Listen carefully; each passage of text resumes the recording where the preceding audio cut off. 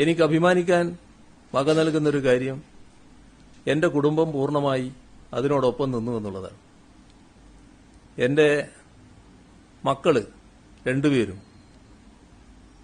അതേ നില സ്വീകരിച്ചു പോയിട്ടുണ്ട്. നിങ്ങളീ പറയുന്ന മകനില്ലേ, നിങ്ങൾ എത്ര പേരാ മകനെ കണ്ടിട്ടുണ്ട് നിനക്കറിയില്ല. അവനെയും കേരളത്തിന്റെ മുഖ്യമന്ത്രിയുടെ മകനാണല്ലോ. അധികാരത്തിന്റെ ഇടനാഴികളിൽ സഞ്ചരിച്ചുകൊണ്ടിരിക്കുന്ന മുഖ്യമന്ത്രിമാരുടെ മക്കളെ കണ്ടവരായിരിക്കുമല്ലോ നിങ്ങളെല്ലാവരും.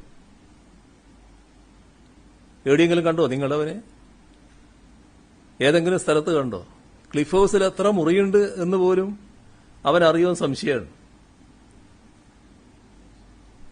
അതാണ് എന്റെ മകന്റെ പ്രത്യേകത. ഏതച്ഛനും ഏത് മകനെക്കുറിച്ചും അഭിമാനബോധം ഉണ്ടാവും.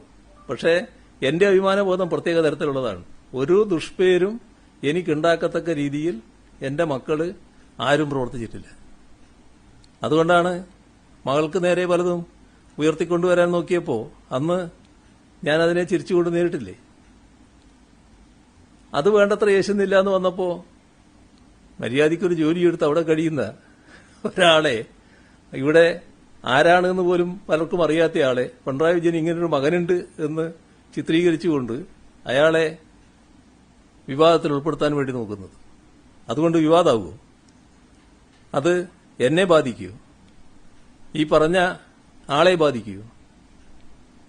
ഇവിടെ നമ്മൾ കാണേണ്ട കാര്യം, ആ ചെറുപ്പക്കാരൻ മര്യാദക്കുള്ളൊരു ജോലിയിലാണ് പ്രവർത്തിക്കുന്നത്.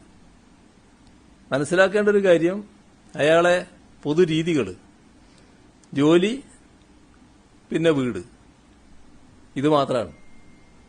ഒരു പൊതുപ്രവർത്തന രംഗത്തും അയാളില്ല സാധാരണഗതിയിൽ. തെറ്റായ ഒരു കാര്യത്തിനും ഇതേവരെ അയാൾ പോയിട്ടുമില്ല. നല്ല രീതിയിൽ ജീവിച്ചു പോവുകയാണ്.